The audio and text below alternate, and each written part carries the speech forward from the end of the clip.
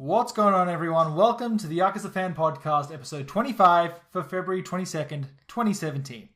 I'm here with Cal. Why do you announce me in? Because this is the only way that I can bring you onto a podcast that's literally about nothing. We have to fill as much time as we can to reach our 1 hour quota. We do this every week. We do, but at least in other weeks there is news. Right. This week there is zero Yakuza news.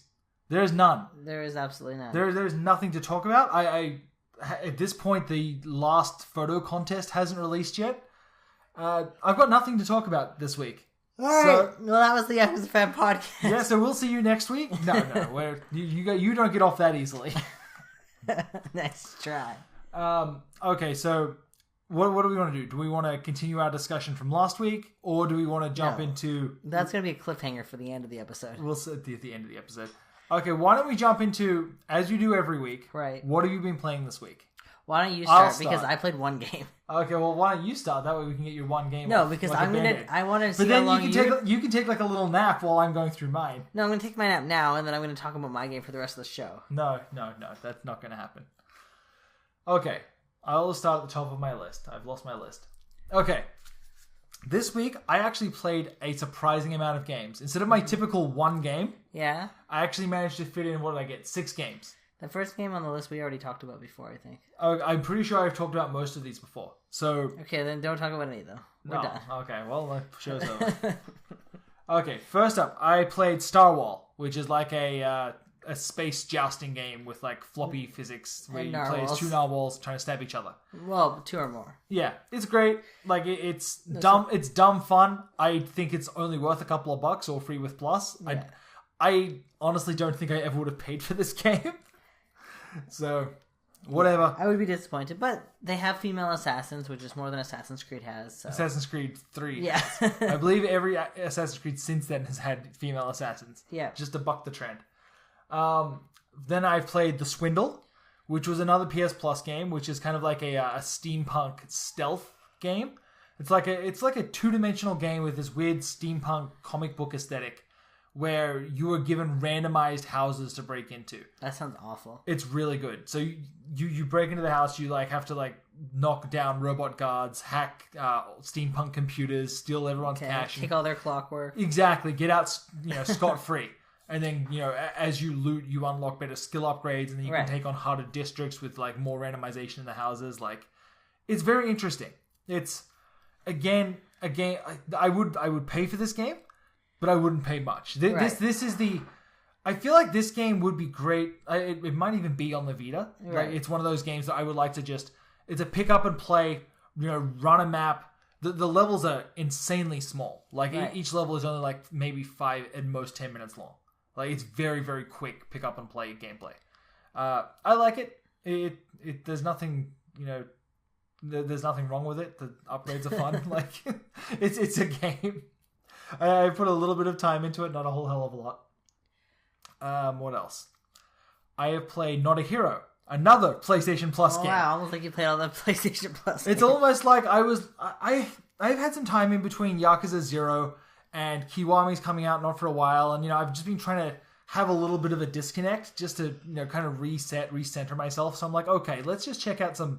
Let's play some bad games so we can appreciate the good ones. Some smaller games because I really want to just kind of recenter myself, because after I put hours, like nearly 100 hours into a game, I need a disconnect, because otherwise I will just end up hating that game. You know what I mean? Like, if I force myself to play more Yakuza 0, I'm going to end up disliking it. So I need that. I just need that break. They're all just angry at you right now. I can see their that's fine. Fingers typing away in the comments. I think most people understand that a break is good, because now I'm going to go back to Yakuza 0. I'm going to be like, oh wow, this is so much better than all the bullshit I played. I put 700 hours into Yakuza 0 and I'm still going strong. Yeah, I imported the Japanese version and I've already put in 700 hours, and then I played the English one and put in another 700. I've double platinum it. Double platinum.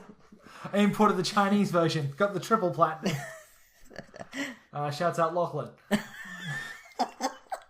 Now, I feel like you should put some context in that. No, that's pretty good. Okay, but I will explain the story. Why not?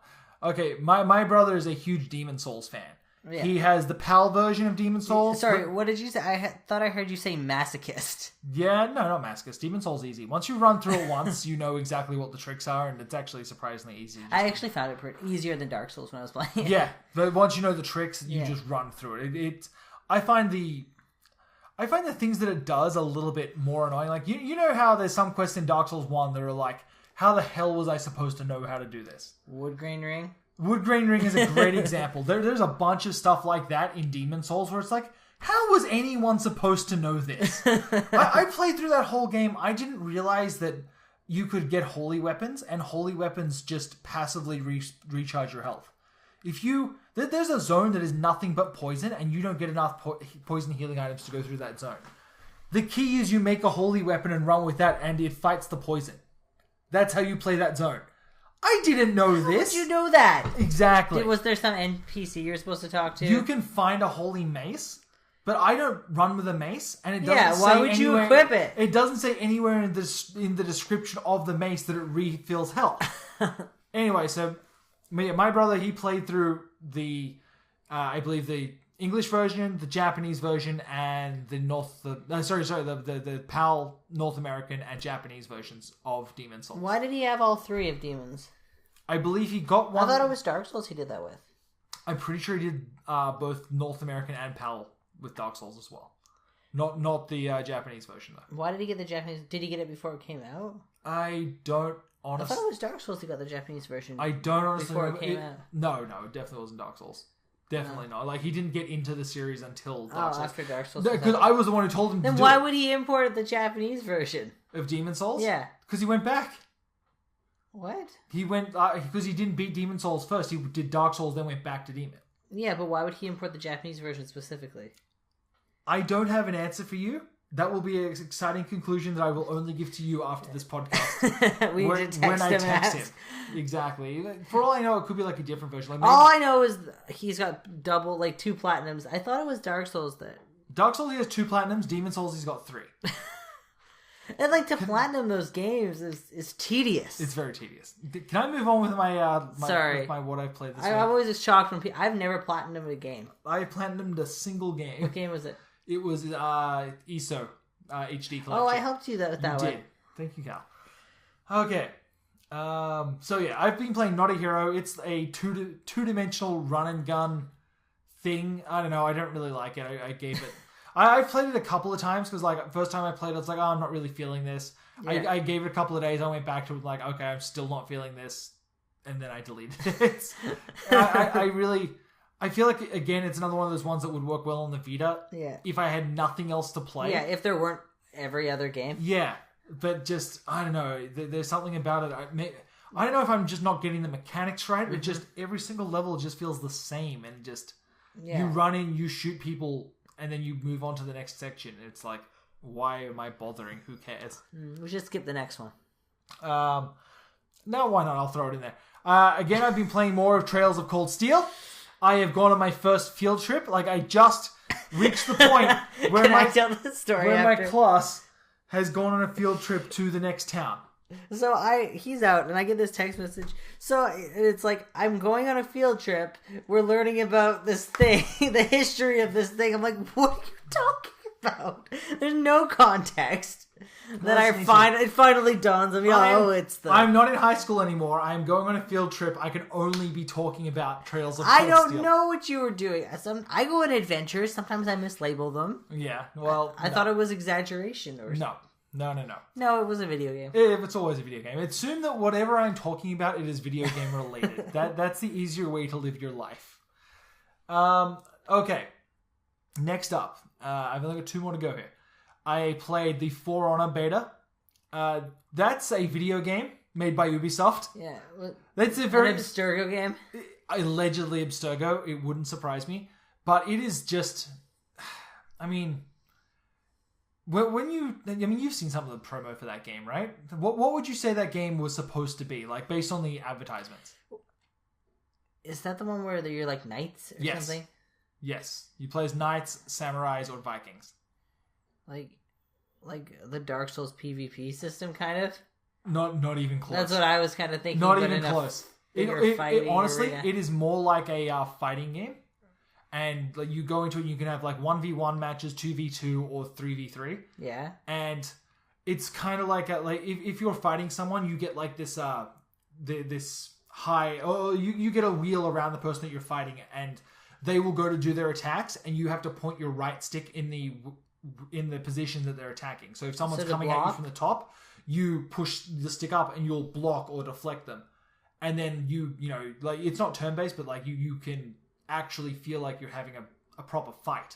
Okay, that's kind of it's different. It's different. It feels really good. Like when you're going for it, it feels great. I could see the competitive side of that to be. It feels like a fighting game. Yeah. It doesn't feel like it was marketed as almost like a Dynasty Warriors Muso style game. Oh, see, that's not what I got from the marketing. Oh well, whatever. It feels very much fighting more game like isn't what I got either. It feels like a fighting game. You know what I was thinking? Like Bushido Blade is what I was kind of thinking. Bushido Blade is the closest.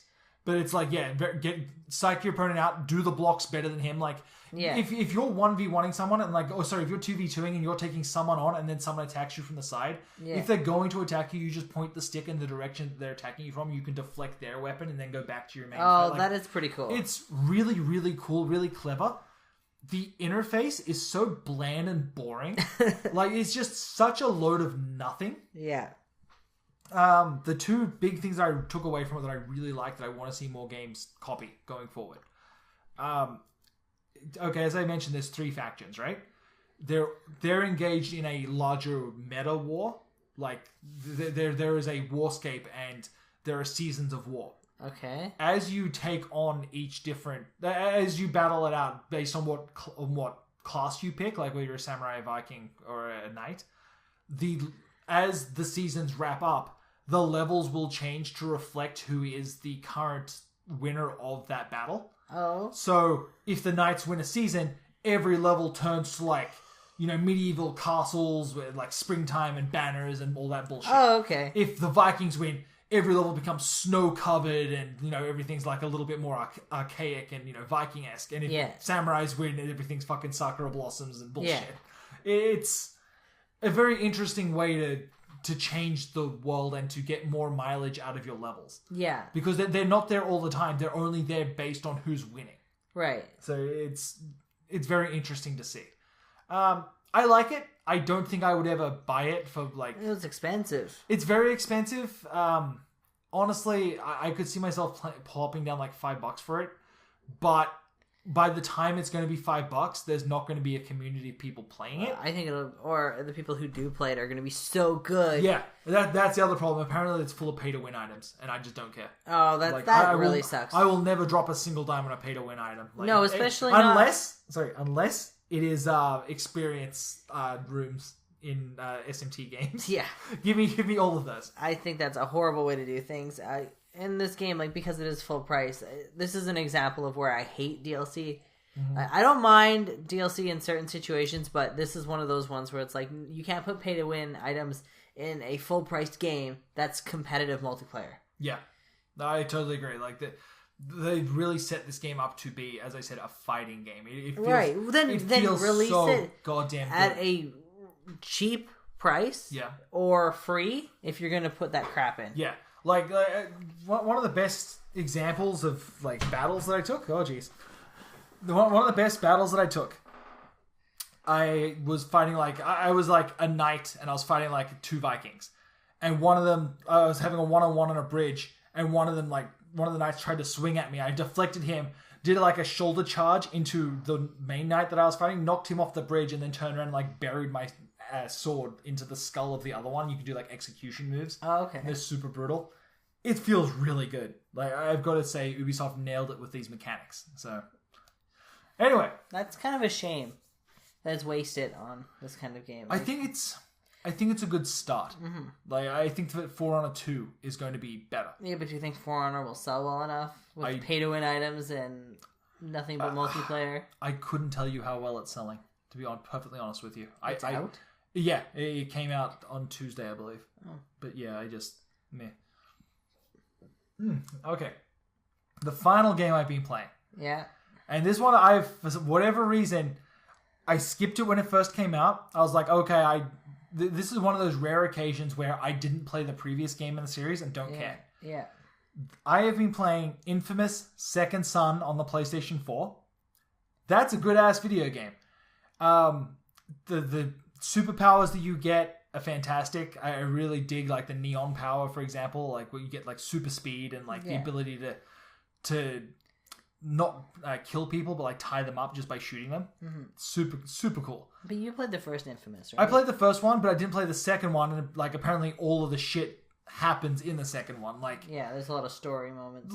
They talk about like the genocide of an entire race of people or a species of people, right? And it's like, oh, okay, well, don't worry about that. Just have some fun here. Yeah, get some neon, do some spray painting. Exactly.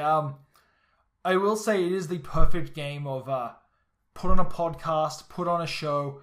This is the one game that, like, I will say it doesn't matter. The story is so sparse, and it's one big city, I believe it's Seattle, and it's just broken up into zones. And you go into a zone, you get a checklist of shit to do, you check it all off, and you move on to the next zone. And you unlock some cool powers along the way. It is the quintessential just nothing is happening, nothing, it's just a video game to play a video game. Yes, it is. The mechanics are fun. They work, fairly well for what it is. Like, I like the new powers, I like the characters, even if they are a little bit racially, what's the word? Yeah. Not good. Like, as far as I can tell, I'm playing as a Native American dude, but it's the most white Native American it's guy. Very whitewashed. Oh my god. I've never seen a more white Native American guy in my life. I recently learned about something called sensitivity readers for books, like for authors, and they can pay these people to read their books and to criticize them if they're representing a certain group improperly. Yeah. And I feel like they need sensitivity players when they're making games like this. This one felt the worst. Like, there are some... But that's the weirdest part. The game starts off with like with you interacting with your tribesmen, right? Like shit goes wrong in your little part of the world, and like your tribe gets attacked. Like, and I'm not talking like tribes like what you think about when you think racist stereotypes of tribes. I'm talking about like they actually did an amazing job of making this Native American tribe that like live on a reserve, have a good sense of community. Everything looks so well done. Like, it looks like they've actually gone out and done like proper research. All the characters, every single person that's not the main character, like it looks like a believable like casted person. You know what I mean? Like, so someone's gone out of their way to make this but is amazingly it true to life. That the main character is like a mixed race or something like that? I don't know enough about him, and the game doesn't offer me anything. Okay. Because I mean, technically, I'm Native American and I look very white. I mean, I know you do, but at the same time, it's just for a Native American person who grew up in that culture, to be acting the way that he does, it seems almost out of character. Like, I'm not saying that he's a bad character, but for the origin of the character, it seems so weird. Like, you're a delinquent character who was raised by a tribal kind of community. Right. Like, there's a big emphasis on family and... Yeah, but that doesn't mean that people won't rebel. No, and I understand that, but it's so bizarre, and I think he might be voiced by Troy Baker. Oh, really? Yeah. Well, that's definitely a poor choice. Then. Yeah, and it's like, your quips are funny, but given what the character looks like, I can't take it seriously. And I feel like if you're going to cast a Native American character, cast an actor that fits that. Totally agree. It's so hard to get minorities represented in the media as it is, but then when we deny the roles to them, what's the point? You're just doing it for white people at this point. Yeah. I'm trying to think if there's any other games with Native American leads that I can think of. Prey. I was going to say the only one is Tommy from Prey, which may be the best Native American hero in video games. I'm sorry, Turok, you're out. Tommy from Prey is the best. I'm sure there's more, but I can't think of them right now. I can't think of them either. Like, I'm trying to think, again, what isn't like a racist stereotype character. Like, there's plenty of those, but I'm just trying to think. I mean, the Wendigos were the true stars of... The Wendigos were the best. I won't hear anything said about the Wendigos. But that's Native Canadian, so... In Until Dawn.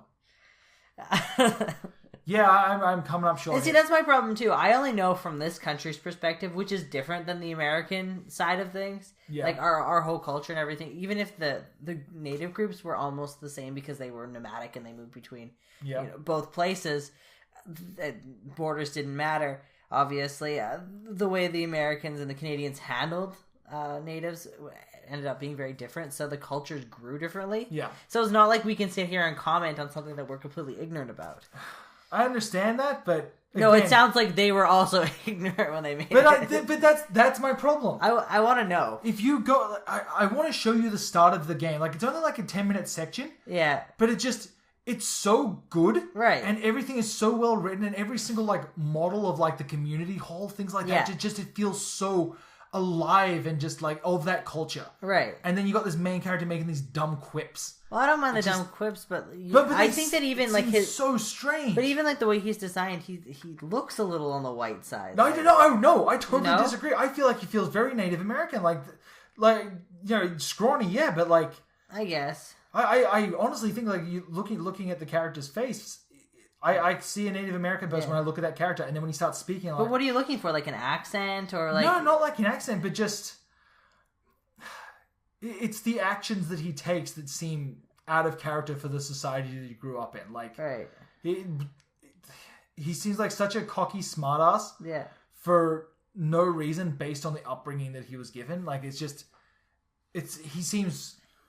For the area that he grew up in, for the community that he grew up in, he seems so quick and smart and someone who's like a wisecracking street kid from the city. You know, like it seems like his origin and the character are at odds with each other. Like, it's like they only have one stereotype of what a delinquent would act like. Yeah, exactly. And they went all in on delinquent. Yeah, not on Native American. They forgot how to make a native. They didn't look at how to make a Native American delinquent. Yeah, exactly. Like it just.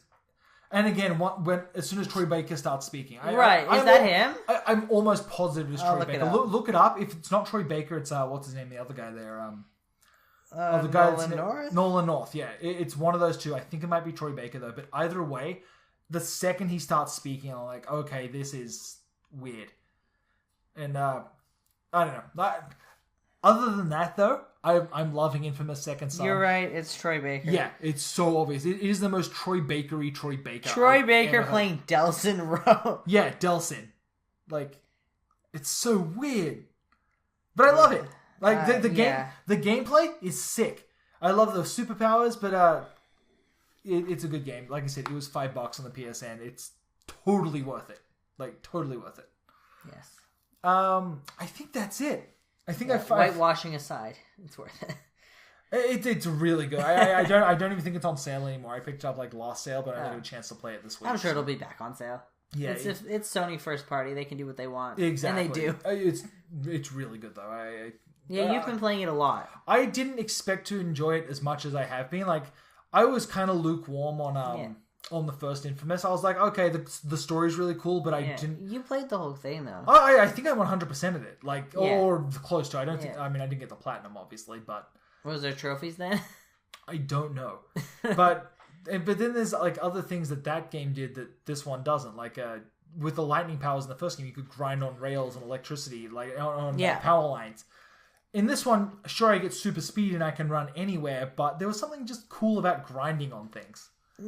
Like there's something to be said about it. Like maybe it's just the Sonic Adventure Tony Hawk Pro Skater kid in me.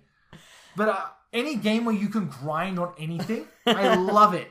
It takes that game from from a mediocre game to like, oh, this is the best shit ever. I feel like this is a very personal criticism.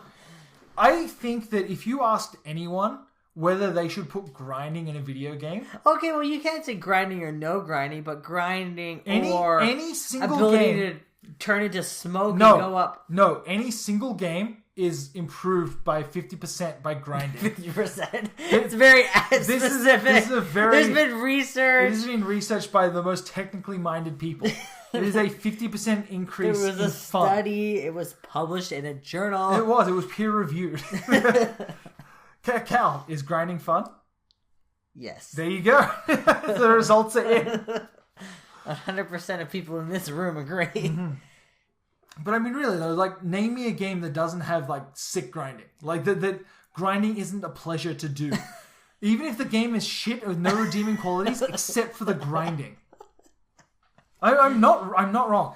Let me know in the comments below. I don't know. I mean, grinding in Sonic Adventure was really stupid. It was really Sonic stupid. Adventure 2 as Shadow. It was really stupid, but it was really satisfying, especially when you get on like the long rails. Until like, it glitched out. No, the longer the rail, the cooler the grind. Oh my god. Okay, can we move on? Okay, now let's bring this back full circle. Yakuza 7. No. Should it have grinding?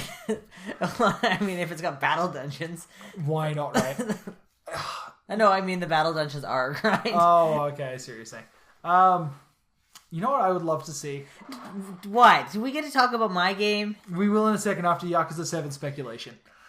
I would love to see different genres represented in the next Yakuza game. Like, as far as play spots go. Oh. Like, I want them to just take whatever engine they're working on for something else. Isn't that what Yakuza 5 was? Exactly. Yakuza 5 with, like, the driving minigame, I sunk hours into that. Like, Saijima's shooting one, I put so much time into hunting everything in that. Like, it was amazing. And I don't know why that didn't come back for, like, any of the later games. Because they didn't want to redo it in the new engines. Maybe, but, like, I would love to see what they do with different genres in Yakuza 7. Yakuza 7's not coming out. It will one day, damn it. No, They've already said that they're working on the next iteration. they haven't said exactly what yet. Like, as far as I recall, the quote from Yokoyama is like, I'm trying to work out whether I want to move the series forward or tell something in between. Yeah. He hasn't said exactly what. That would involve him actually writing a story, which we know is really challenging for Yokoyama. It's really not. That's one of the things he got hired on for. No, he got hired. I don't even... Yokoyama. Watch Forging the Drake. Yeah. Speaking of which, we got a new episode of that. We do have news. We go watch Forging the Dragon. We just put up that episode 6, I think it was. It's a really good episode. And people seem to like it. Yeah, I've been getting a lot of good feedback. I wrote that one. Yeah, I know. Like, you wrote it. I went back and peppered it with flavor text. Oh, so yeah. I don't think you've actually seen the finished product yet. I haven't watched after the first episode. I haven't seen 2 through 6. That's probably for the best. I don't like it when you watch the things I make because you sit here and make fun of me for it on the podcast. It's true. And everywhere else in my life. Mostly everywhere else. I cannot go places without you making fun of me. That's the end of that sentence. Go places. You don't have to go anywhere. I literally don't go anywhere. You come to me. You're so easy to make fun of. Anyway, let me tell you guys a story about how stupid Deacon is. Go ahead. I need a sip of coffee and I need to stop talking for a few minutes here. So we were arguing about the Nintendo Switch because this is all we do now is argue about the Nintendo Switch. There is a week and a half until it is out. Yes, I know. And we do nothing but argue about whether or not it's going to sell, what the reasons why it might not sell. Okay, for anyone out there who's a Patreon backer and listened to our last Q&A, where we got into a literal argument about the Nintendo Switch, there is a good... I forgot we did that. That argument was legit. That's because it's a continuation of an argument we've been having for like a month. Like now. it sounds like it might sound like that you guys are just having some fun. No. No, we're still arguing. I'm still mad. Like this is still going. That was part of the daily arguments about the Switch. Daily. It is daily. You keep bringing it up because you're wrong. Anyway, so he said to me, people only bought the Wii for Wii Sports. I said, yeah, I agree that Wii Sports was a huge selling factor. I worked retail when the Wii came out. A lot of people wanted Wii Sports. That's a fact. It was the best-selling game on the Wii because it was bundled. But anyway, people liked it. So he tried to tell me that nobody bought any other software, that they really weren't into buying other games. And I said, well, they bought, Mario Galaxy. And I said, but I think they really bought a lot of Mario Kart. Okay. Specifically, because I remember selling that game a lot. Yeah. And then you said to me that Mario Kart wasn't very good, basing on nothing because you don't like Mario Kart. I like the new Mario Kart on the Wii U. Okay, but... that is the best Mario Kart. You said, I hear it wasn't very good and didn't do very well. I heard it wasn't well received. Yes, and I said that it did well, and you tried to argue with me that it didn't. Okay. Go ahead. Then... Stop spiking the levels. We're going so good. Your big loud mouth spiked all these levels. I looked up the sales data. Yeah. Guess what the number 2 best-selling game on the Wii was? Paper Mario and the Thousand Year Door. That was on the GameCube. Was it? Yes. What the fuck was on the Wii then? I'm pretty sure Thousand Year Door that was GameCube. I'm sure you might be right, but I know there was a Wii one. I think there was, but I don't know what it was called. It was Mario Kart. Now, okay. Mario Kart also cracked the top 10 best-selling games of all time. That makes me so Mario mad. Kart on the Wii. That makes me more mad than anything else. So you swore, we had an argument, a legitimate argument. Oh, yeah. Up and down that Mario Kart didn't sell very well, that it wasn't well received, that people didn't buy software on the Wii besides Wii Sports. Yeah. And you were just completely wrong. Just so wrong. So how many units did Mario Kart sell? 33 million. How many Wii sold? Is that out of sheer curiosity? I can't remember. I think it was 78 million, but you'd have to check that. Okay, so yes, but if you look at other games, like so maybe my problem came with a percentage. Yeah, idea. but I can't think. I would have to look this up, but I can't think of another game console where the percentage of owners bought a certain game.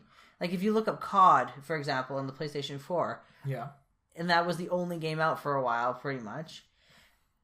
I'm guessing that you would get similar percentages. Mm-hmm. Like, I don't think that that's necessarily a bad thing to have a third of your audience. Oh, I don't think so either. I'm just wondering where, like, more than a third.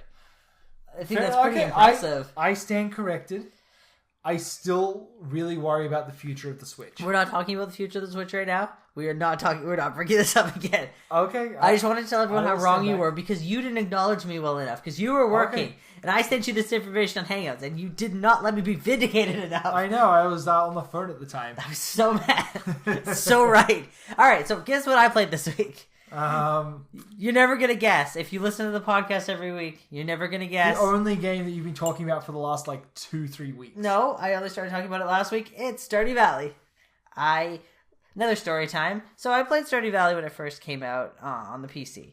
And this was way back, pre most of the updates that's happened to it. There was no real mods back then. Whatever. So I've been wanting to play it on the TV for a while. So I picked it up on the PlayStation 4. Cool. Why are you rubbing your arm? You gave me a bruise. I just scratched you. This bruise. You're the wimpiest. I barely touched you. Anyway, I decided I needed it. So I turned it on and everything is different. There's all these different farms you can choose from now, but I remember back when I first started it, there was this guy and he was an asshole and I'm like, why can't I marry this asshole? I want to marry this guy, but I couldn't. Yeah. So I married the wussy guy that lives in his parents' basement. Anyway, so now I'm playing, and I realized that the guy that I'm marrying this time is that guy from last time that I wanted to marry. So I get to marry Shane now. I'm happy. I like the way they've added more romance options. Yeah, there was a contest or something, a poll on their website, I guess, and then they updated it in a patch. So now, I have beef with Stardew Valley. Oh, God. I said when I bought it, I'm going to platinum this game because I said before, I've never platinumed a game. And I think I could finally handle it on a farming simulator. This is within my skill level. I'm actually really good at these farming games. Okay. I played more Harvest Moon than anyone ever should have. Yeah. Well, there's one trophy that's going to keep me from getting it. And you have to beat, there's this arcade. There's 2 arcade machines inside of a bar in the game. And one of them is called, Journey to the Prairie King or something like that. Yeah. And it's like a twin stick shooter almost where you play as a little cowboy and you fight. I think they're zombies. I can't really tell. Yeah. It's not even NES graphic quality. What would you say? Would you say it's 8-bit? I would say Amiga. Yeah. Really old, what you think of when you think of E.T. Yes, really poor graphics. Yeah. And it's kind of broken, and it's based on random events. If you kill the zombies, you can sometimes get a coin or they'll drop power-ups, that kind of stuff. Yeah. And there's a trophy for not only beating this game, which is impossibly hard. I still haven't actually beat the game, but you have to beat it without dying. And I'm never going to do this. I am not good at this game. I am not good at twin stick shooters. This isn't a genre I enjoy. Is there some kind of weird cheat that you can put in to get this? As far as I can tell, no. And I was looking online. That's so bizarre. You can... Some people, there's kind of debate back and forth online about whether or not the luck will affect it. Affect the drops and the power-ups and stuff. Okay. But other than that, there's nothing you can do actually to help That yourself sucks. win. It's just all skill. I hate that. And this is a farming game. Yeah. I want to, ship 5 of every crop in the game. That's grinding. Yeah. That's hard, but it's doable. It's a goal you work towards. It's something you do within the parameters of the game. I did not buy this game for this mini. I didn't even know this mini game was in here. And then there's another one you can unlock, and as far as I can tell, there's no trophy tied to that. And there's so many better things they could have tied a trophy to. Like there's these rare crows in the game. There's 8 of them you can collect. See, that sounds like a collect all the rare crows. That would be a good trophy. But this that doesn't fit in with the game, like the gameplay style or what you are looking for in a kind of more casual game. Yeah. Like, and let's face it, Stardew Valley is very casual. Yeah. Like, why is this in the trophy list? I think that should be patched out. Anyway, that's my opinion. Yeah, I would agree with that. I think it's the stupidest trophy. After looking at like trophy lists, like really hardcore, especially for the Yakuza games, some of them are insane. Like they're it's like these people just pull this out of their ass. It really does. Like Yakuza is the worst offender for. But trophies. I expect better from an indie developer. Do you though? Well, especially one that like I hear is a pretty cool guy. I think that it might be a case of once a trophy has been given to Sony Cert, you can't pull it. Right, but this was an achievement in the game apparently before it went to PlayStation. Yeah. So, and there were people like if you go on the Stardew Valley and the Steam forums, there's people complaining about it then. So, and there's a Reddit group, like there's Reddit threads complaining about this There's an entire Reddit group. It's not just me who's mad about this. Like this is a thing that's kind of affected the whole Stardew Valley community. I understand, but again, I don't think that developer ported the game, if I recall. Right. So, but why would they leave it in the Steam version? People were mad then too that they couldn't get all the achievements. Because I don't think it's a case of I think that once an achievement is in there, you cannot take it out in the Steam game. In all of them, yeah. Like I think that once it's in, it's in. You can't just patch it out, like because it affects numbers from people who've already got the trophy. Like you can't just take it. Then make it easier. Provide a cheat item, something like that. That I agree with. Like you should be able to let me grind for something, like some kind of because there's a crafting system. You get like a magic coin or something that gives you like invulnerability. Yeah, exactly. Yes. Like let me craft something that I can use then to win this game. Yes. Or do some kind of accomplishment that will unlock an easy mode or something like that would make the game just easier and more doable. Yeah. No, I agree. I agree with that. Like, other people will be mad if they've already got it. Whatever, you get your bragging rights. Who cares? Yeah. No, I agree. Make the game accessible to everybody.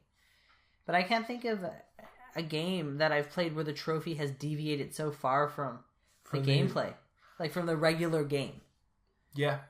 Yeah, I'd agree with that. Like, I cannot think of a single thing. Like, everything is, like, even the Yakuza games, it's brutal, but it's like, beat the game on hard mode or very hard mode. No, see, that's doable. Yeah. The ones that get to me in Yakuza are 100% completion. Yes, but that at least it's a doable thing. Like, it's something to work towards. No, go and tell that to Yakuza 3. Okay, yes, but that was before... Was there even trophies in that game? Go tell that to Yakuza. Go tell that to any of them that have Mahjong and Shogi. Okay, but that's still something that you could do. I get that you might have to put a thing, use the online cheat things, but at least that you personally could cheat that. I can't cheat this game. If I could cheat, I would do it because I think that trophy's unfair. Now, in fairness, the PC version you could mod. The PC version you can cheat, but this should have been taken into consideration on the PS4. Yeah, I'd agree with that. So that doesn't make it any less fair. No, I get what you're saying. And I like to beat the game fair and square, but in this case, I would be happy to cheat just because I think that this trophy's unfair. Okay, fair enough. That's pretty much my whole beef. Other than that, my farm is going great. I'm running a fantastic show. What is the name of your farm? Do you get to name it? It's the Sick AF farm. The Sick AF farm? It's sick as fuck. Jesus Christ. I'm not very creative. You want to hear my chickens' names? Okay, so I have 3 chickens. Wait.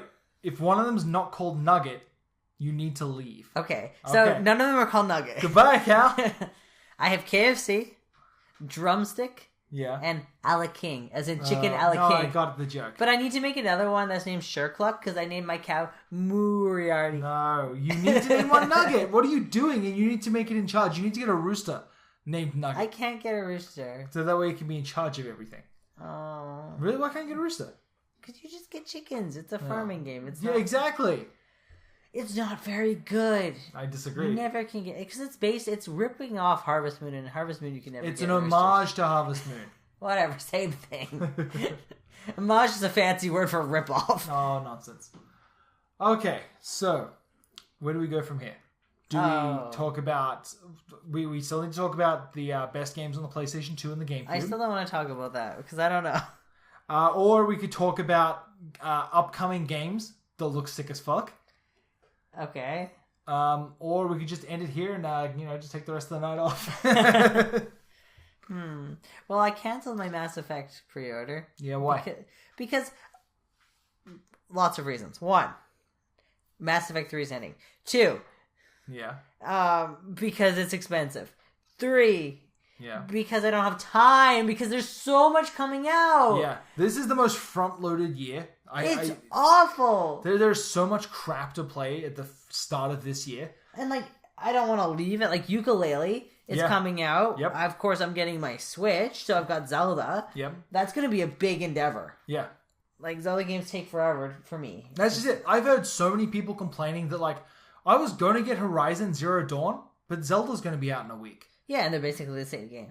Yeah. Zelda's better. You're not even wrong. It is, from what I understand, what's it called? Horizon is very, gamey, video gamey. Here's a checklist of shit to do. Go and do it. Yeah. Here's a quest to go kill a cheetah machine. Yeah. Go do it. Okay, you done that? Great. And then, everyone's like, okay, well, I could play that, or I could just wait a week and then just get sync Breath of the Wild. Yeah, exactly. Which is so exciting for a lot of us. Zelda fans, I think, are really into this game. I'm so torn on this game. You don't like Zelda, so you don't get it. I disagree. Nobody cares about your opinion. I like Zelda. I think that the latest trailer did more for me than anything else they have shown thus far. Because they actually showed some story. Honestly, that week of E3 bullshit, where they had people playing Zelda all day, every day, and people were telling you about all the weird stuff that they did, all the weird things that they saw, did nothing for me. I didn't watch any of that. I watched the, I think it was Game Explained. I think it was a 3-hour breakdown of every single piece of Zelda footage ever released. Why do you watch this stuff? Because I love it. No, I love it. That kind of shit, I love. I have the I'm pretty sure it's Game Explained. Go check out their channel. They have a 2-hour Mario Odyssey breakdown based on a 2-minute trailer. It is the most detailed, speculative. It sounds bullshit. like when we do our podcast. It's so good. I'll put it on in the background, and I'll just I start off okay, I'm just gonna put this on, and I won't even think about it. And then as it's going on, I'll just slowly turn and I'll just start watching because I'm you're playing the same footage over and over again, more or less. Yeah.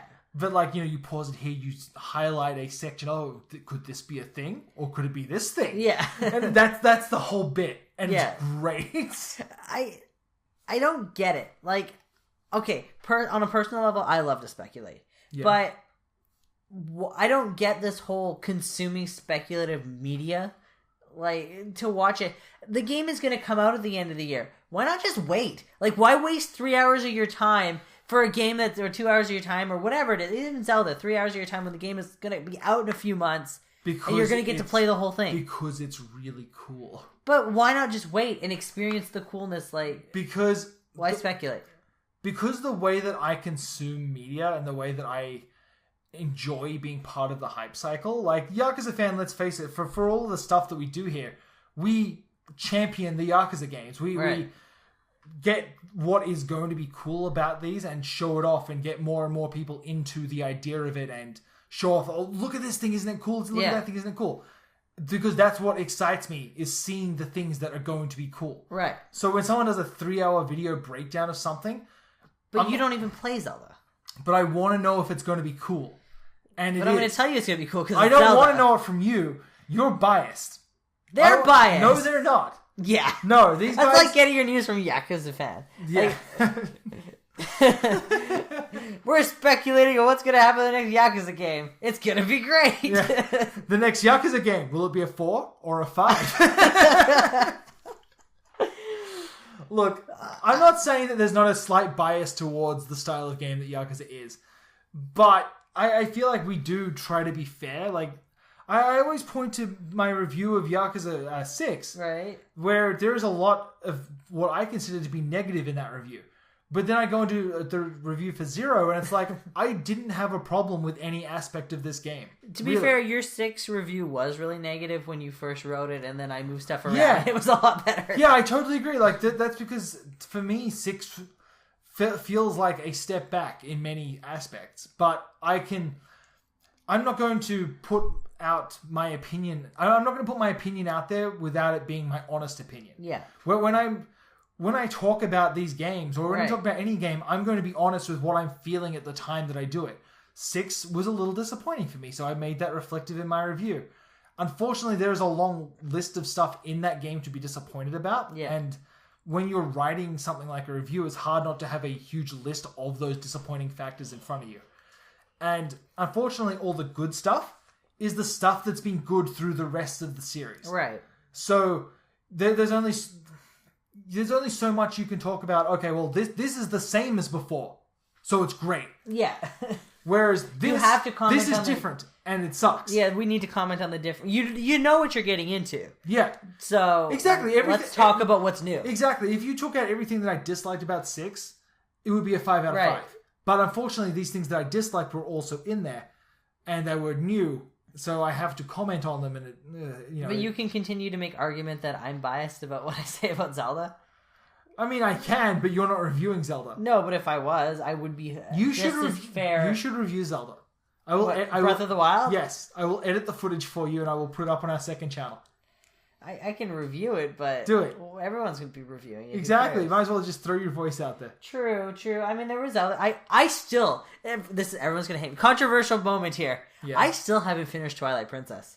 Yeah. It's not a very good game. Oh, that is controversial. I hear a lot of people like that game. I hear the Twilight Princess, especially the Wii U version, had a lot of people come back around. And I do need to try the Wii U version. I played it on the Wii when the Wii first came out, but I couldn't finish the game. I got more than halfway, quite a bit through this game, so it's not like I didn't give it a fair chance. Yeah. I just stopped playing and just didn't go back to it.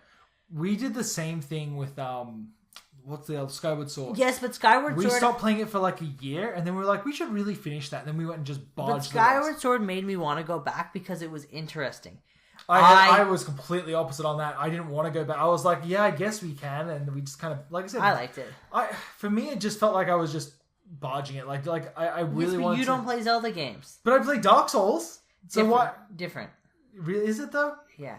Like I like some of the whimsy in Skyward Sword, but anyway. So I liked it. It felt like an anime. Twilight Princess though, the wolf thing and the I can't remember her name, Midna. Yeah, that was a huge turn off for me. It just, even if we make jokes that the wolf is stupid, the wolf was stupid.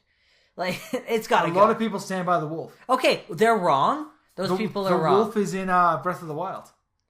Wait, what? Yeah, didn't you know this? Wolf Link is in Breath of the Wild. Like, extensively? Like, depends if you have the amiibo. If you have the Twilight Princess wolf amiibo, you scan it, and Link gets a wolf companion. Oh, that's fine. That doesn't bother me. And you go around with Link Wolf as your friend. Oh, that doesn't bother me. That's fine. I think it's cool. Yeah, that's cool. That's not what I'm talking about at all. But I'm fully willing to accept, being turned around on a game series, like on a Zelda game specifically.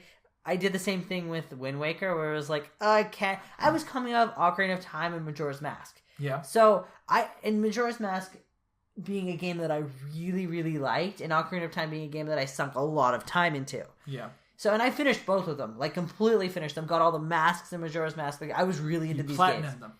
At the time, yes. And I was so hyped for Wind Waker, and I got it, and it was just this really slow moving story, and the sailing was not good. I thought you liked Wind Waker. Let me finish. Oh god. So when I got it, Why does this always turn into the Nintendo Talk podcast? Because I love Nintendo games. I'm so lukewarm on Nintendo games. I could do the Nintendo fan podcast. Like, they can do no wrong for me. I really want to Switch, but not for any real Nintendo games except for Mario Odyssey. Oh, and Mario Odyssey looks so good, but at the same time, I'm like, ooh. Okay, I stand by my wanting to rebuy all my Nintendo 64 games and play them on the go. But anyway, that's fair. So that's why I go to PSP. I dropped off. I stopped playing, and like maybe again halfway through, but this was, I think I even had the fast travel at this point. Anyway, so I stopped. I just couldn't do it, and I didn't play this game for 2 or 3 years. Oh my god! Like I had my GameCube first, and then I got a PS2, so I played my PS2 lots, and then I finally went back to this GameCube game, and I plugged in my Game Boy SP, so I had Tingle there, and I finally finished the game, and it turned into one of, like, I went back and gave it another chance, and it turned into one of my favorite Zelda games. Okay. And it's so funny how I had this complete turnaround on Wind Waker, but I don't think that's going to happen with Twilight Princess. There's a lot of games like that for me, too, where it's like, I wasn't really feeling it, and then I go back and give it another chance. Yeah. Like I was saying with Not a Hero. I was 2 or 3 years older at this point. Like I was saying with Not a Hero. It's like, I really want to check this out. I really want to see if there's something there. And I couldn't do it, you know? Yeah. Dark Souls is the one game where I was like, okay. I did that. It was so difficult to get into. It's like, it's so hard to get into. It's so, everything's just so weird to I was so mad at Dark Souls. Oh man, you swore up and down that you weren't. I was like, I'm not having fun. I don't like to play games that I'm not having fun. So I'm like, I'm not having fun with this. I'm not gonna play it. Like I played it for an hour. You said play it and try it, and it's fine. And I really tried. I did. And I kept pushing you. And I just didn't you were so like it. Angry. You hated it. And it wasn't even like it was... I wasn't doing horrible with it. Like, it wasn't like I was really bad at the game. I was about average. Well, I would say I would be about average for someone who was new at Dark Souls. Yeah. Like, it's I put not that like down I to was... my massive coaching skills. No. But please. I'm pretty good at games. I pick up on games quickly. And Dark Souls didn't click with me. I remember you had huge issues with the trigger buttons being your attack and shield. I've never played a game like that. No one has. That's one of the things that was like a huge issue when Demon Souls came out. No one could wrap their minds around that concept. I definitely struggled with that. And we played very late at night. I was tired. I just was not into it. We had also played Metal Gear around the same time, and I was really into that. Yeah. Which I think is a good segue into, we should maybe mention our favorite PS2 games. I was trying to segue earlier when we were talking about Nintendo stuff to say favorite GameCube games. Okay. So why don't we start with that, and then we'll move on to favorite PS2. So go ahead. Oh wait, favorite GameCube game? I didn't even know this was going to be on the list. Yes, it's on the list. I thought we were only talking about PS2 today. No. We're starting off with GameCube. I did not prepare for this. It's okay. There is an easy answer for favorite GameCube game. There is? Well, I know I've got one. Okay, tell me yours. My favorite GameCube game... The only GameCube game that I have completed 100%. It's going to be Chibi Robo. It's Chibi Robo. Chibi Robo is so goddamn good. It is... If you guys have played the 3DS version, throw that shit in the garbage. Go and get the GameCube original. I did not expect when I played that. Like it is so good. I didn't have a GameCube when I was growing up. I came to this when I was in like my mid-20s. Yeah, you played it on my GameCube. Yeah, exactly. I'm like, Cal, I bought this. I found a copy of Chibi Robo for $10. I'm like, I'm going to try this out because I think you picked it up when I was working at GameStop. I did. I walked in there and it was on sale for $10. I'm like, okay, I've heard good things about this. I'm going to give it a shot. And it's just the most charming game. It is the most charming Nintendo game, I think. I actually played through that one as well. It's really good. Did you beat it? No, because you erased my save. Yes, I did. But like there gets to be a part where like you just play as like a tiny little robot. You're cleaning floors with a toothbrush. You're running out of power every 5 seconds. But then the more you play, the more you unlock. Like you can now go for longer without needing to recharge. You get better things to clean with. And then you start doing weird shit like, aliens are real and they're attacking. Yeah. And now you found this old dusty robot in the basement, and you need to bring him back to life and find out his story. Oh, what's that? Now you need to go through time? Yeah. It gets so weird. And meanwhile, the parents are on the verge of divorce. You're like helping this little girl. That was the coolest. Like any stories that have a heart, and Chibi Robo is the best one. Like the parents are fighting all the time because the dad keeps buying bullshit. Like Chibi Robo. Like, but that's the best part. You play as the object that the mother hates because the father just wasted his money on it. Yeah, and she's like, Chibi Robo, I know it's not your fault. And so you're doing your best to please her and make her happy. To please everybody. And But then you go down the basement, you find the other robot, and you're like, oh shit, the dad keeps buying bullshit like robots to do stuff. Yeah. And then he just throws him in the basement and gets the next model. Yeah.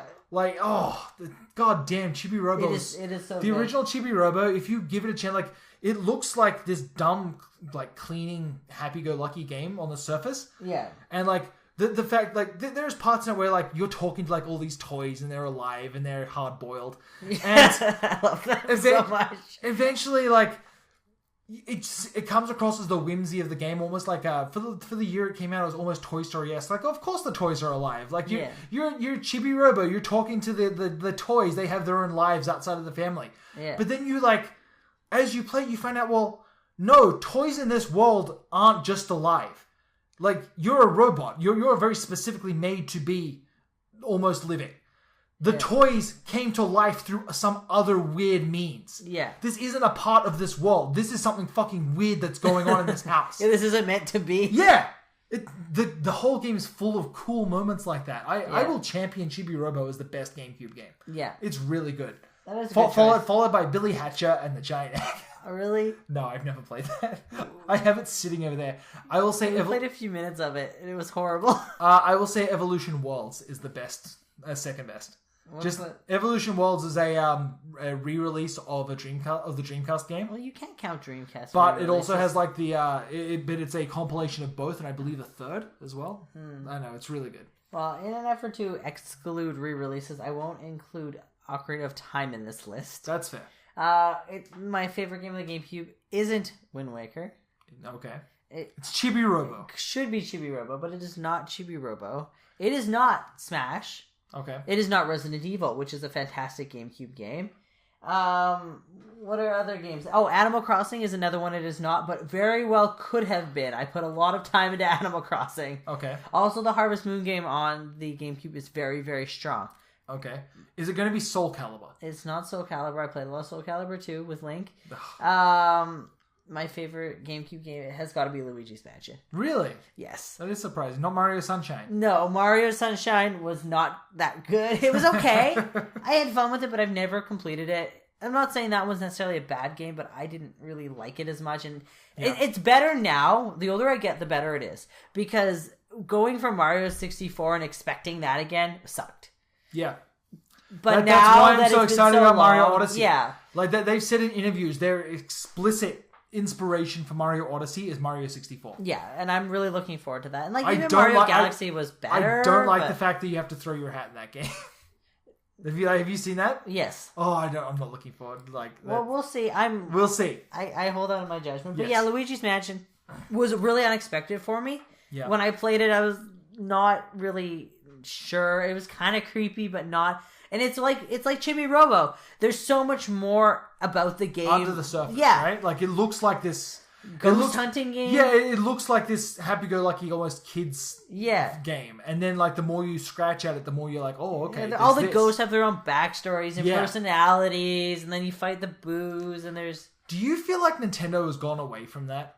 Like they used to make. I mean, both of these are first-party Nintendo games. Like, I understand, but like it's so funny how games like Chibi Robo and Luigi's Mansion have these surprisingly deep stories. Yes. And I feel like I didn't realize it at the time, but like they were like really pushing narrative-driven games that didn't appear as to be narrative-driven. Like Luigi's Mansion looks almost like arcadey. Yeah. Chibi Robo looks like a kid's game. Like Yeah. it looks really, really like a kid's game. Yeah.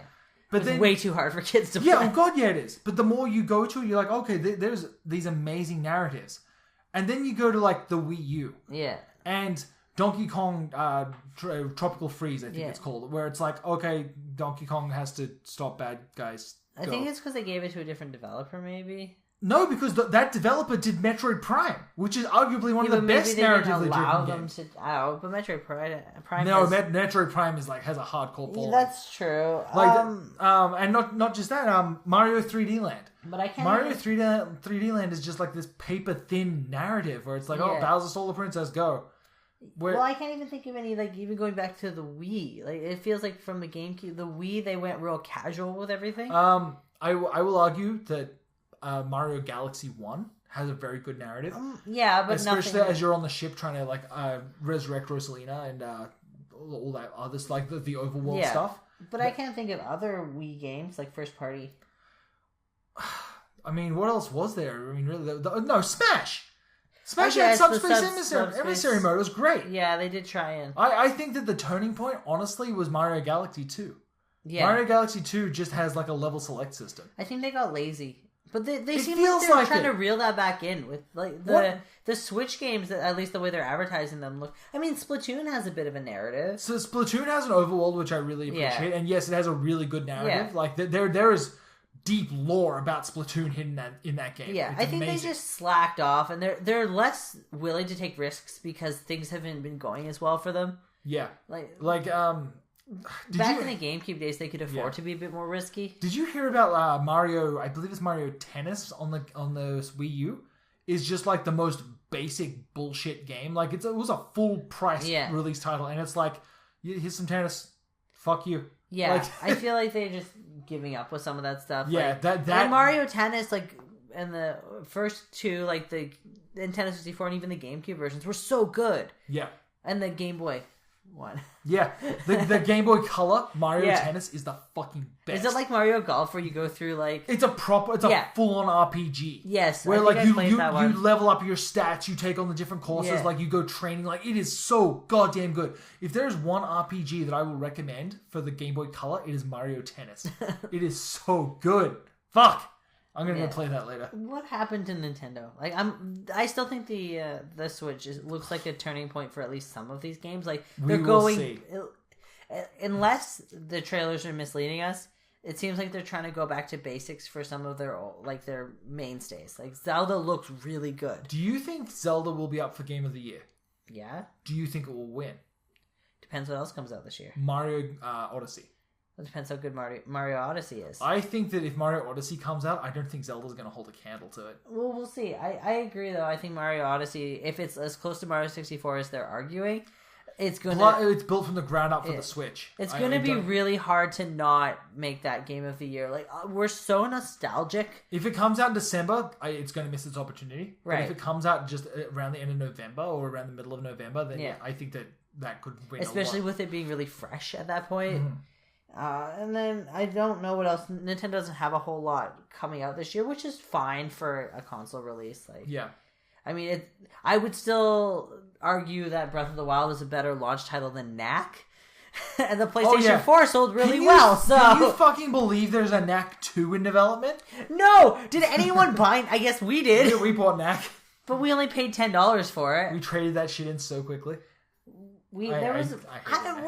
There was a deal. It was like if we went on Black Friday. It was a Black Friday deal where you got, it was, I believe if you bought 2 games, you got 1 free, if I recall. And so there was something else on top of that made the games we bought. Like we bought COD and Knack, and they were like really cheap. We bought COD, Knack, and Assassin's Creed. I think they only ended up being like $15 for some reason. We had to wait in line. It was like the first... So many people got them or something. It was a trade-in program. That's what it was. We traded in games, and for every game you traded in, you got like a PS4, like a new release PS4 game. That's what it was. For like $20 or something. Like it was an insane and you could trade anything in towards it. Anything. Oh, yes. Okay, yeah. This was at Best Buy, right? Yeah, I traded in my launch copy of Deadly Premonition. Oh, was that what That was one of the ones I traded in because the special edition for the PS3 came out, and it's like, okay, this blows the original out of the water in every single way. I can't remember what else we traded in, but yes, I remember doing this, and we had to line up and forever. Code of Princess was another one that I traded in for the 3DS. I don't know why I remember these. How do you remember this, but not like important things? I don't remember all of my children's birthdays, but I remember that I traded in Code of Princess for Call of Duty Ghosts. Oh my god. Okay, let's move on. Let's go over to PlayStation 2.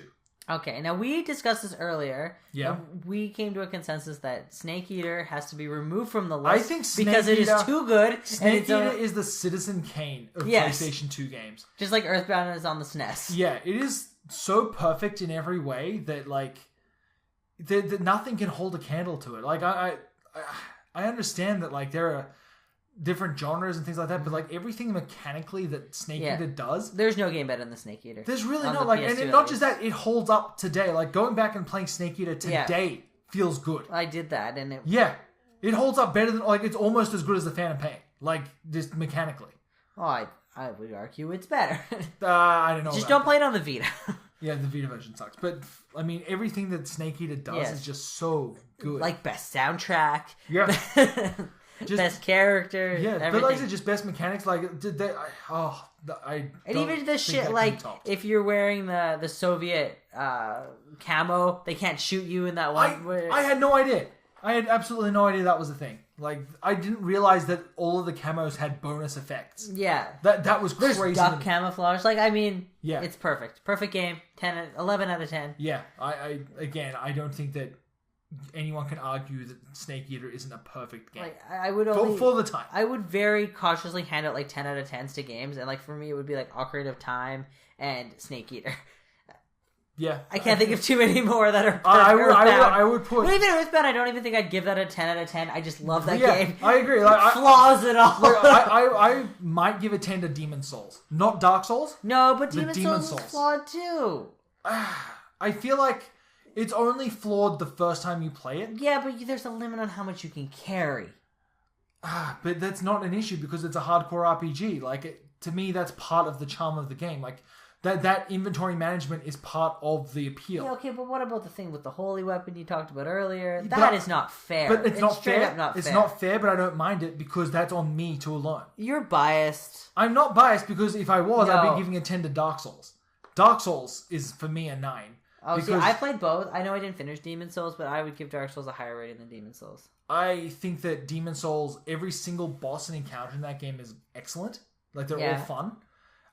Dark Souls drops the ball a little bit with like its late boss encounters. I find like so some of the parts that you do near the end of the game feel a little bit like, oh, okay, let's move on here. But I agree. I thought Dark Souls was a little bit longer than it should have been. Specifically when you go down the lava place, fight the lava worm. Oh yeah, the fucking centipede thing. Yes. Yeah, that was like, oh, why are we doing this? Like, you don't add anything to this. Yeah, I felt like that whole bit, and like you're fighting Capra demons down there, and all of that. Like, I felt like the whole area could have been cut, and it would have been just as good. Yeah, I think once you got down to the part with all the demon asses. Yeah. Like the half demon monsters. Yeah, well, pretty much. Like I said, but from the time you go down, what's it called? That area. Not Izalith. It is Izalith. It is, okay, yeah. When you go down to Izalith, from there all the way. I was thinking Ulyssil. Yeah. All from the start of Izalith, to the point like all the way back where you like right to where you fight the boss. Yeah. Or maybe right before when you get to that area. Bonfire. No. On the other side of the lava. No. When you fight that goddamn asylum demon, the fire version of the asylum demon. Right, like you fight the fire version of the asylum demon right outside the door to the fucking centipede, the fire centipede. And it's like, fuck, why is this here? This is just a burden. Yeah, but that's what I'm saying. Cut that whole, like, before that where you fight all the Capra demons, you know the ones that I shot with arrows? Yes. From way far. I didn't like that whole area, so cut all of Izalith out, even though that was the coolest part with Solaire.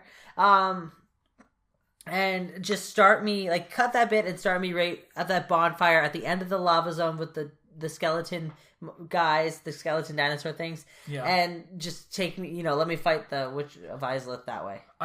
Just cut that whole zone. That's my Dark Souls. I don't know. But like I said, Demon Souls for me could be a 10 because it was original, like very, very, very original with like the control scheme and everything that it did. Which again, because Dark Souls is an iteration on that. And it has those bits that I feel like could have been tightened up a lot. That's why that rating goes down just a little bit. Like, Dark Souls will always be my favorite in the series, but I think Demon Souls, for what it did at the time, that is hands down a 10. Like, there was nothing else like that. Like, the I don't agree with you. The term Souls inspired came from Demon Souls. Like, it created a new genre of game. I agree with that, but that still doesn't put it at a 10, in my opinion. Fair enough, but I'm just saying. Like, anyway, so what's your favorite PS2 game? Favorite MGS3. PS2 game that's not MGS3. It's easy for me to say Yakuza. Right. I mean, it's up there for sure. Oh, jeez. You have to look at our PlayStation 2 games. I do, because... Okay, well, I thought about this. Okay. And after we eliminated Snake Eater, it became a little bit easier. Now, there's a lot of PS2 games that I could put on this and put as winners, but they're not maybe my favorite. I think my favorite is going to have to be... Now, I'm a little stuck on which one. Okay. Katamari Damacy. That's a good game. Now, I don't know if I prefer Katamari Damacy or We Love Katamari, and I'm leaning towards the first one, Even though it's so easy and I can beat it in only a couple of hours. I like the first one more. Just because of the linear story. I really liked going from level to level. I really like the first one just because it's so simple. Yes. Like I find that sequels that change things and try and just add on more content. It's like, no, just give me something small and tight. I really disliked the ones where it was like, get me a bear and like the constellations. They're the weird because I was not very good at it. The controls were not tight enough to effectively roll up the biggest bear. You got this picture of a bear on a milk carton. Congratulations, fucker. That was the cow one. That's what you're thinking of. Sucks so bad. I hate that. But, Katamari Damacy, I think, is probably the best PlayStation 2 game. And people did not play this game. Yeah, when it first came out, it definitely got out like word of mouth. It definitely grew into something a lot bigger than the first game. Now, on the PS3, Katamari Forever is really good. Yeah, it's because really, it pulls from some of the better titles. The one on the Xbox is so disappointing. The PSP one is really good, and Touch My Katamari it's okay. Yeah.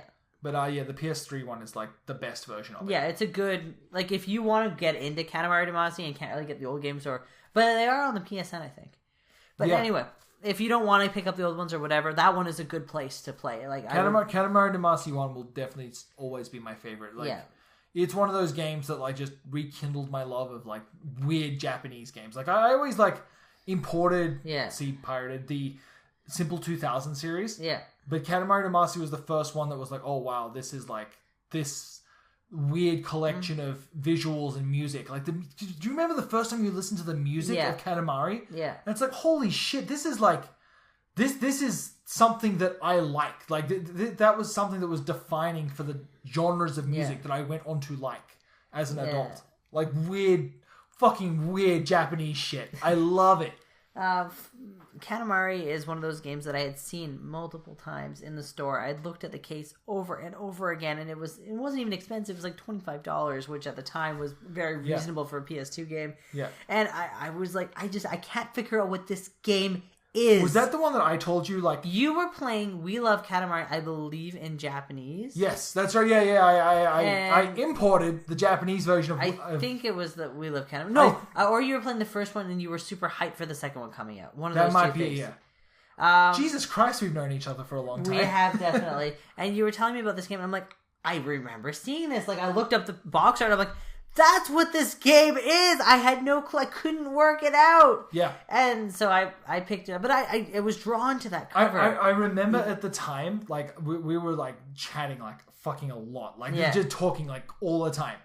And I told you about this game, and then you went out and bought it, and then you went radio silent for 24 hours. That might have been Gungrave you're thinking of. No, I don't think so. I'm pretty sure it was Katamari. Gungrave is really good.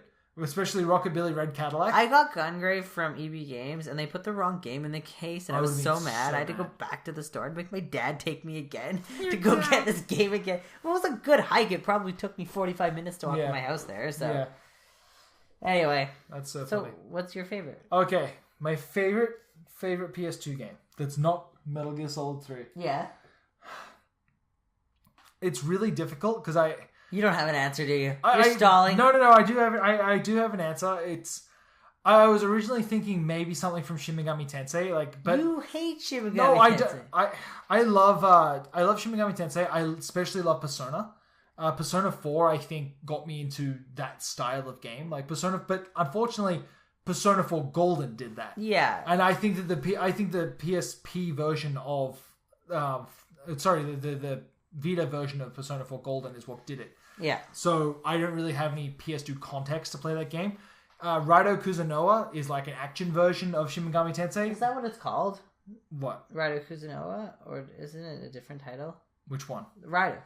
No, it's Raidou Kuzunoa and the Demon King, I believe is the first game, yeah.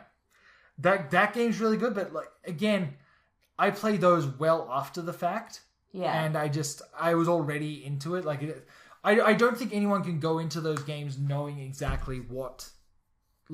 you already have to be a massive fan of those games. None of those games are getting people who aren't predisposed to liking that kind of genre into it. If you don't like RPGs, Persona 4 is probably not going to sway you. Yeah, like Golden might, because Golden has that very easy mode and it's so narratively driven. Even then, though, like, there's a lot of... If you're not into the cutesy storyline, like the daily grind bullshit, like, for me, Persona is always at odds with its battle mechanics. I don't want to do the battle stuff. I just want to live day-to-day Japanese life. Yeah, I agree with you. Like, I found Persona 4 Golden's dungeons to be a chore, not because they were difficult. Yeah. So, Shin Megami Tensei, especially the Persona series, is up there. But my hands-down favorite game, the one that I will come back to every few years, the only one that, like, for me is, like, the top, like, masterpiece, I would say, is ISO. Yeah. ISO is from... I hate this game. For I know you hate it, and there are times when I hate it too, but, like, there is just... I have a thing for games that make me feel sad. I like feeling sad because like I don't feel like intensely sad like Bleak, like a Bleak kind of sadness, like everything is hopeless. Yeah. I love feeling like that. I think that's a strong feeling in games when you can achieve it though. Like I totally agree, and there's only a few that really do it, and Shadow of the Colossus and especially ISO. Yeah. Like they do that to me. Like the closest one that I can think of that is something like that is Nier. Yeah, well, like, Majora's Mask does that as well pretty well, in my opinion. Majora's Mask is the best Zelda, specifically because of that feeling that it invokes. Yeah. Like, the world is ending, everything's going to shit. You can see how people are living out the end of the world. Yeah, and the fact that you can experience the end of the world and then it rewinds time is astounding. It's so well set up. Yeah. That sense of bleak hopelessness is my favorite thing to feel. Like I don't know why. I love that empty feeling. I think because you know it's a video game, and a lot of times those video games are going to give you the power to fix it. Fighting against destiny. Yeah, maybe like that. I know it's the like, bleak empty. Like what? ISO is bleak. No, until you win. No, it's not. Like, it even ends kind of bleakly. Like, you don't... The things that happen in that game, and especially Shadow of the Colossus, like, those games end on very sad notes. Like, you don't know what's going to happen. Whether Yorda survives, whether... I mean, Shadow of the Colossus, spoilers for a 20-year-old game or whatever the hell it is at this point. Like, you turn into a demon. You know, yes, you save your lover, but you turn into a demon and are rebirthed as a baby. Like, that's a bleak as fuck ending. Nier. I'm going to throw out spoilers for Nier. No, please no Nier today. No, fuck you. Oh. Nier, every single sub-story, like, Nier has sub-stories like Yakuza, where you can just go through and, like, you meet people and you take care of their problems. But every single time that you help someone in that game, you fuck things up so much worse. You do the thing that they ask you to do. Excuse me. But in doing so... make things so much worse in the long run. Yeah. Like, just by the sheer act of talking to someone and activating their quest, you set in motion events that in a few years are going to be so much worse for that person. Right. It fixes their problems now, but in a few years, this is going to, like, kill them. Right. So, and again, it's that feeling of bleak hopelessness. I love Nier because it sets up that hopeless feeling, and it makes you do it. You're not just existing in a bleak world, you're adding to the bleakness. And I love that. So shouts out Nier Automata. Okay, can we not talk about Nier? We're talking about PS2 games. We are. Okay, so ISO is terrible. I know no, ISO is hands down my favorite. ISO is a 2-hour chore. No, ISO is one of the ISO for me was like a life-changing experience with the medium of video games. Like there's just like I get the feeling that if I'd played Silent Hill, I think I'd probably throw Silent Hill 2 on that list. Yeah. But without being a poser, it's going to have to be ISO. That is the thing I make fun of you about all the time. It is. So, you know what? I think this is probably a good place to wrap. I had a question I wanted to ask. Okay, apparently we're going into overdrive. No, I had a question I wanted to ask earlier, but you kept talking and talking. I like to talk, Cal. I know you do, too much. I know. Excessively. Okay. Some would say not enough. When we were talking about the deep analysis of these trailers and the way you consume every piece of media about an upcoming release. Yeah. I wanted to point out that I'm the complete opposite.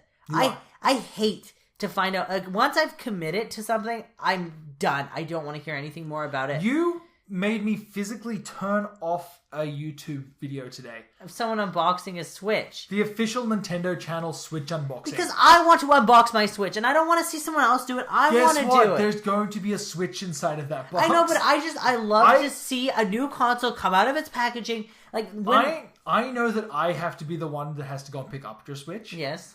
I'm going to replace it with, like, bees. I will actually murder you. But, seriously. You might be allergic to bees, so that should be okay. So I love to just go in blind. Yeah. I was Pacific Rim when it came. I remember when the movie was coming out, and I watched the trailer, and I was like, oh my god, I need to see this movie. Which, by the way, is one of my favorite movies of all time. That's why I bring it up. And then please not have any Pacific Rim talk on this podcast. You like Pacific Rim too. I like it. That's where it ends. Anyway, Deacon kept watching trailer after trailer. I'm like, stop sending these to me. I don't want to see them. I'm going to watch the movie.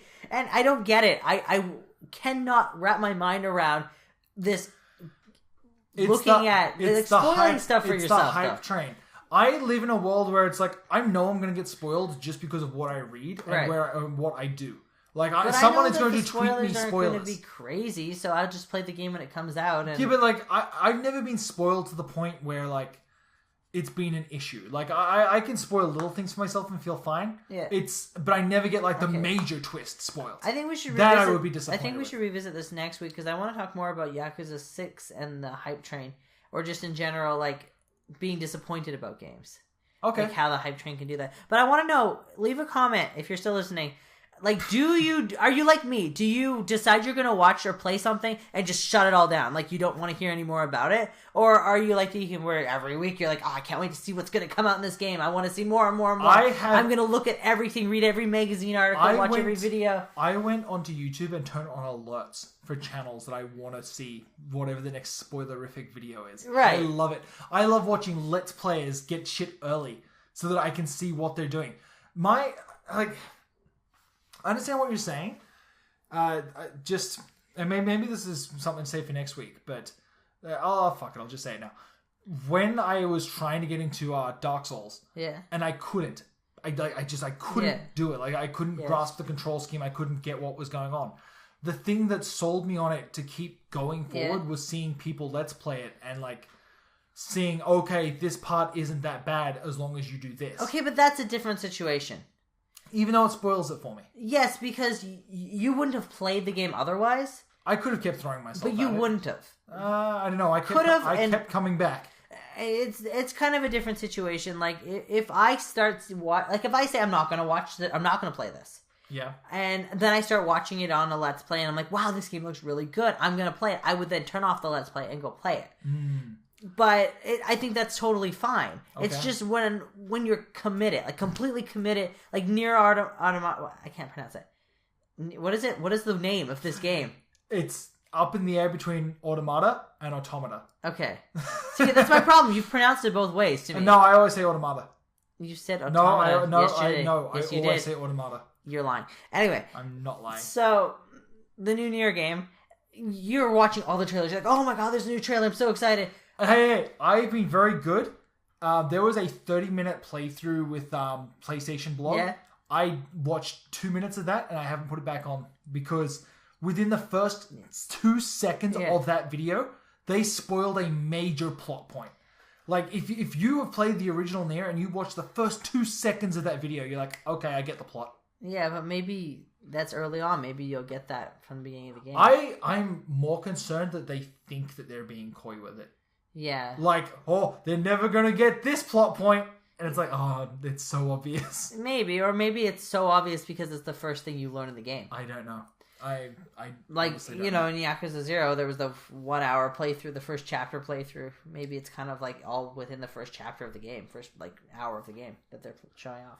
We'll see. But stuff like that, that's what I'm saying though. You will go and consume all of this even though you've committed to purchasing the game. You know you're going to play it. You know you're really excited for it. I think one of the things that I do this for is because, going back to what I said before, I want to know how the game plays so that when I play it, I know what I'm doing. I like to go into games almost a little bit more experienced. Like, I don't like jumping in and then fumbling around with what the fuck am I doing. Don't you think that cheapens the experience when the game is meant to be experienced on multiple levels? Like you're supposed to grasp the controls and you're supposed to grasp the mechanics and you're supposed to grasp the story.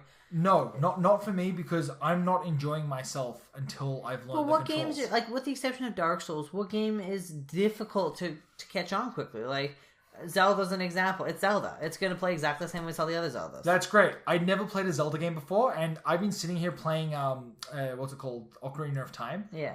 I struggle with those controls.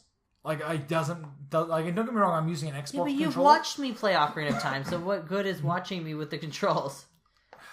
Even then. Like, it's not just the controls, it's not feeling like I don't know what I'm doing. Like, I like to have my confidence built up a little bit, and watching videos of the game, of whatever, helps me build my confidence level with that.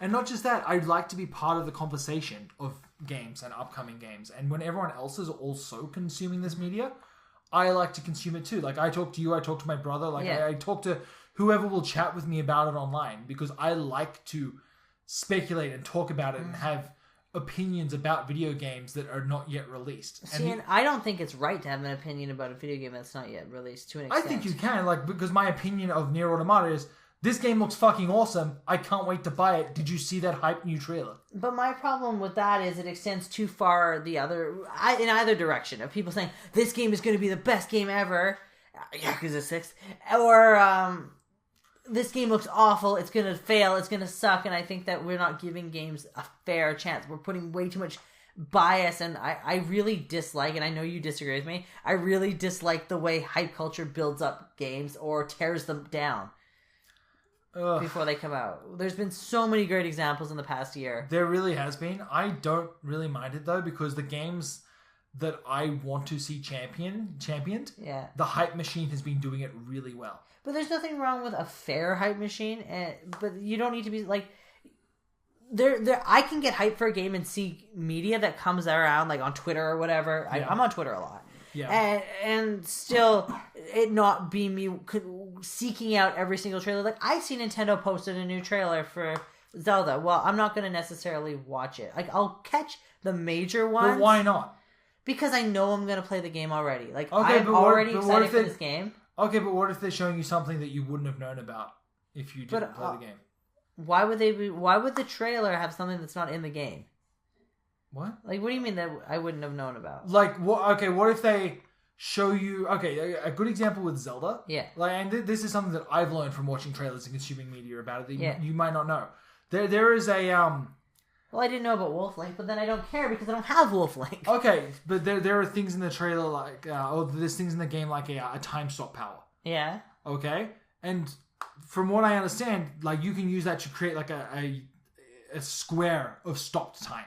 Mm-hmm. And one of the neat things that you can do is create that square around like an enemy. Yeah.